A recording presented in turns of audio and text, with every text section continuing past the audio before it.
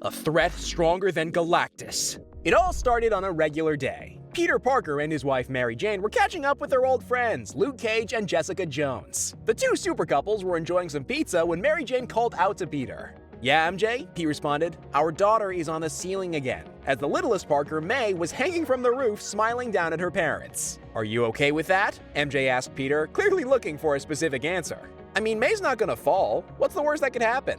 "She could put her hand in the light socket," Jessica offered. "Thanks for the input, Jess," Peter sarcastically shot back. But MJ wasn't about to be distracted. She told Peter, "I'd like gravity to be a rule we set in our home." Finally, Peter agreed to get her down. But once he did, something terrible happened. A searing, splitting pain ruptured in both Peter and May's minds. As all across the world, everyone with a spidey sense felt the same thing. They jolted and howled in anticipation of something horrible. "I'd felt strong spider sense before," Peter recounted, "like when Galactus was approaching the Earth. But this was worse, so much worse. It wasn't like the Devourer of Worlds was coming to eat the planet, it was like he was already taking a bite. Anything so universally threatening that it could set off all of the world's spider senses at once is not to be taken lightly." Across town, Moon Girl was the first to understand what the Earth was up against. As soon as the warning signs appeared, she saddled up on Devil Dinosaur and raced off to the Baxter Building to tell the second smartest person in the world what was going on. Across the mutant community, the strongest telepaths on Earth reached out to one another in order to coordinate a response. "Charles, do you feel it?" Jean Grey asked her old mentor. "I feel it, Jean," Professor X responded.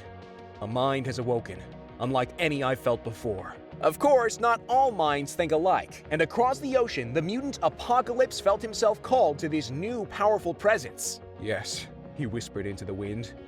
"I hear you." Of course, none of this was known to Peter Parker at the time. "What's happening?" Luke asked Spidey. "All I know is something very, very bad is about to happen.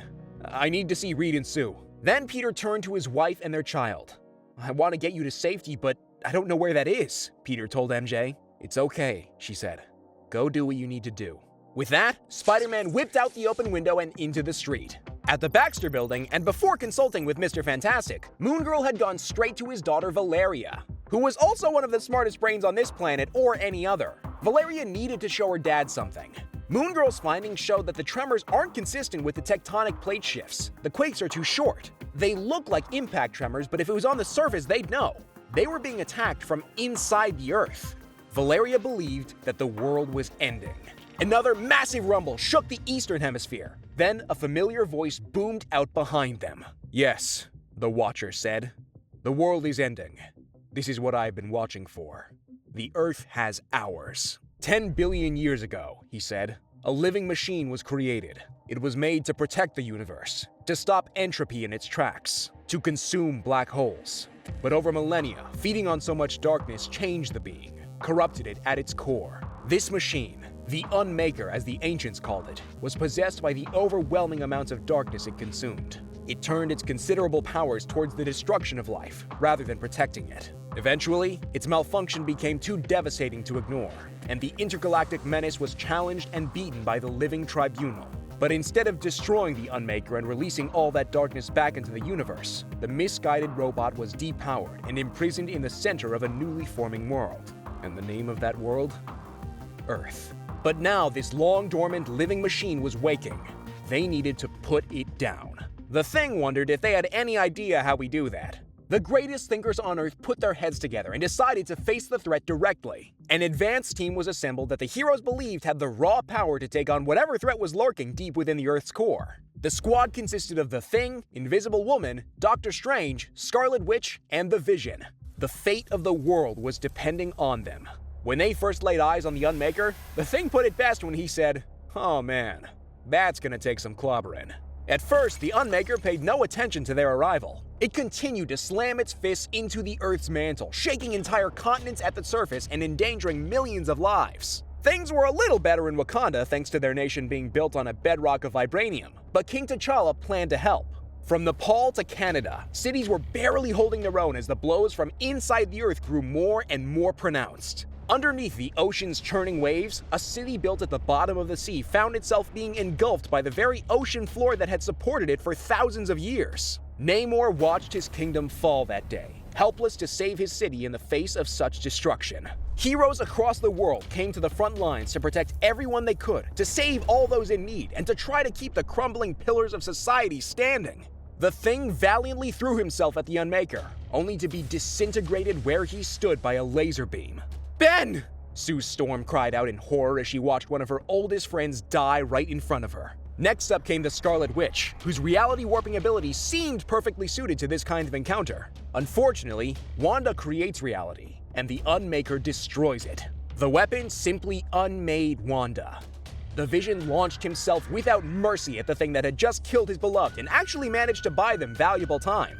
Phasing himself into the Unmaker's head gave Doctor Strange just enough time to concoct a new plan. Under the protection of the Invisible Woman's force fields, Strange opened a portal to a particular dimension.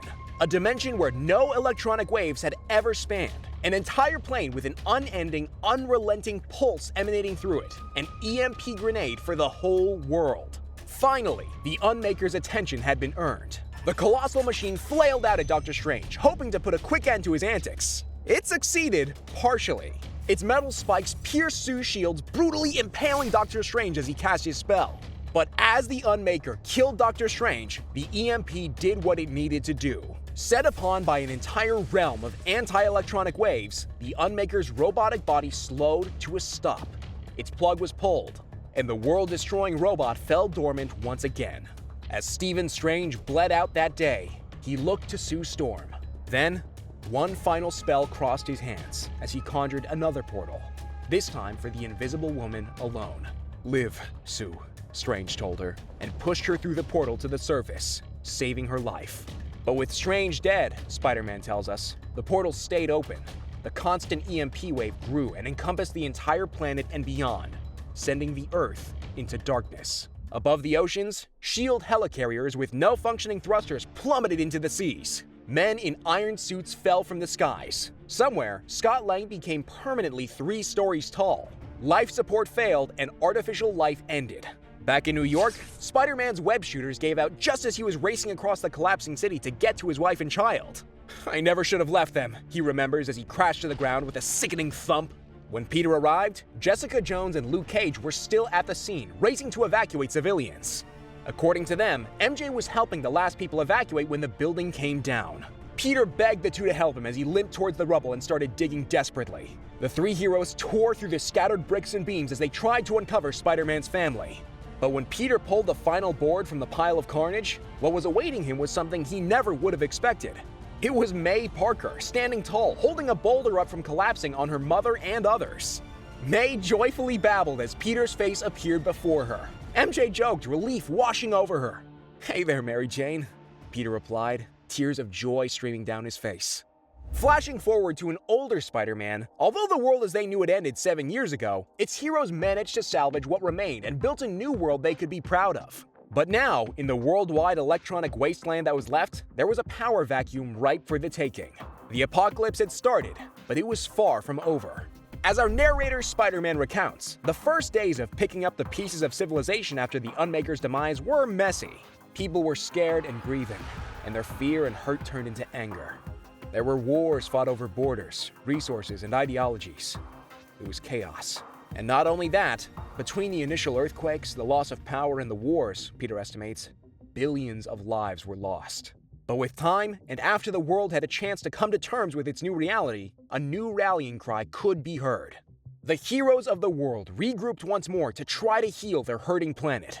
"It doesn't have to be like this," they told the world. And miraculously, the world listened. Across the planet, humanity watched as its heroes put themselves in the middle of the fighting in order to get their fellow man to listen. "There's another way!" they shouted from the rooftops and whispered from the dungeons. "Forget your barren wastelands," Spidey tells us. After the fall of our civilization came something better. This was especially true for Peter, who now had ample time to spend parenting and training the growing May Parker, now a young girl with spider powers all her own. Though large swathes of the planet had now become far more dangerous than they were before, what was left of humanity sheltered from the darkness together. Peter explains, free from the technological marvels the planet once enjoyed, more was asked of its superpowered community than ever before. Telepaths living all across the globe have now linked up with one another to provide humanity with some small form of interplanetary communication. Those retired heroes who now lived in small communities used their powers to protect those towns and communes from outside threats. Wakanda served as this new world's capital city and information hub, helmed by none other than Black Panther. In the Vibranium City, under T'Challa's rule, dozens of the world's brightest minds came together and reimagined what the world could be. Dark Ages of the Marvel Universe. Back in the forests of New England, Spider-Man had helped his own post-apocalyptic community build a massive alarm system of interwoven webs throughout the forest. Any minor interference in one strand causes reverberations to cascade throughout the network. Tonight, a strand snapped without warning on the edges of the wood. Where? Foggy Nelson asks from his perch atop the watchtower. His best friend Daredevil answers. They're heading for the southwest corner of the city. Considering who we have there, that's the worst place to be a bloodthirsty creature of the night. Indeed, a frighteningly impressive advance team has already been dispatched to deal with whatever threat has entered their borders. Blade would ask his companions what it was they charged out into the night. Werewolves, X-23 responds, flanked by both Honey Badger and ELSA Bloodstone. After coating their weapons with silver and sharpening their wooden stakes, this positively bloodthirsty team of 4 had no trouble finding their prey. No sooner had they walked into the woods than the werewolves and vampires poured out of the darkness towards the heroes. Valiantly, the 4 fought to protect their home. But while the fight raged nearby, a darkened cave repurposed as a laboratory saw Tony Stark working the night away. Pepper Potts entered with a joke as screams and howls echoed through the cavern walls. But soon, a hissing from the mouth of the cave began to grow louder and louder. A lone vampire, having split off from its pack, stepped from the shadows. "Stark," it whispered as its dead eyes found their target. But after revealing itself, a patriotic shield took its head from its shoulders. You'd think a brilliant inventor would invent a door. Captain America chastised his old friend as he walked into the flickering firelight. Steve apologized to Tony about the vampire bits as the two shook hands. Pepper would greet him too.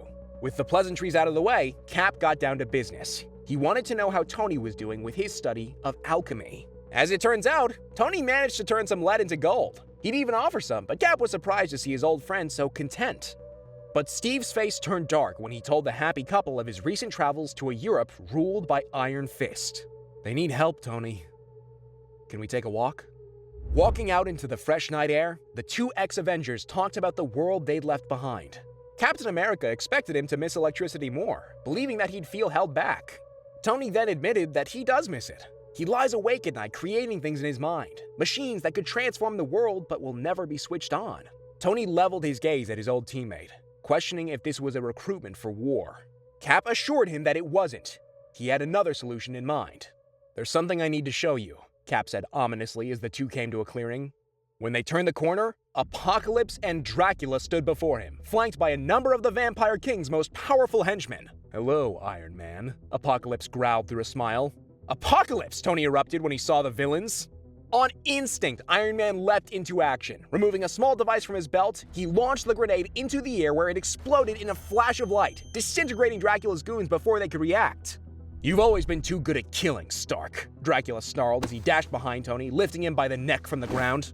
"Cap!" Tony cried. "Get Dracula off me and I'll—" But Steve's eyes went cold as he looked up at the struggling Tony. "No," the first Avenger said, before cracking Stark's skull with his shield at full force. Tony collapsed to the floor as the star-spangled visage of Captain America slowly melted away to reveal Mystique standing in his place. She'd confirmed the success of their objective as a teleportation circle began sparking up around the supervillains and their newfound hostage. "Well done, Mystique," Apocalypse affirmed, before with one last crackle, the bandits disappeared into thin air. When Tony Stark's eyes opened again, he was in Europe, kneeling at the feet of Apocalypse, the elder mutant overlord. "Your mind is beyond human, Stark," Apocalypse boomed down to him. "I thought mutants were the only species worth preserving, but I see now I thought too narrowly." "Good for you," Tony joked desperately. "You shall work for me," Apocalypse told Iron Man forcefully. "Sorry, I've always had a firm rule about not working for people who have slaves building statues," Tony spat scathingly. But Apocalypse seemed unbothered by Stark's reluctance. He'd share his belief that a stagnant world yields no progress as he led Tony through his compound. "It is time to evolve again," Apocalypse promised as he walked Tony into his grand laboratory. Inside, Tony's throbbing head spun as he saw the super geniuses Ironheart and Mr. Fantastic working tirelessly on a huge machine that seemed to be producing energy. "We thought you were dead," Tony exclaimed. "What are you doing?" Everything I can to help end Sabanur, Reed said, not looking away from his work. Tony wondered if they were being threatened before Reed cut him off. No, we are being given a chance. How have you done this? Tony demanded of Apocalypse, instantly answering his own query. This was a Faraday cage, immune to the constant EMP. But every cage Tony had tried to build had failed because he'd need something equally as strong to repel it. Something? Apocalypse smiled. No, someone. Tony looked up to see none other than Magneto, chained within the apex of the cage, his considerable powers being hijacked and used to keep the contraption viable. Apocalypse then called Kilgrave over, ordering him to take Tony's mind. Kilgrave agreed before reaching out and seeding his own will inside of Stark's, ensuring that yet another of the world's brightest minds would be focused on achieving Apocalypse's master plan. I touched the mind of a being more powerful than a god, Apocalypse said as he walked off, leaving Tony to his newfound work. I want that power. You're going to help me wake the Unmaker, Tony Stark. While you wait for more, here's another end-of-the-world story where King Thanos turns the Hulk into his pet.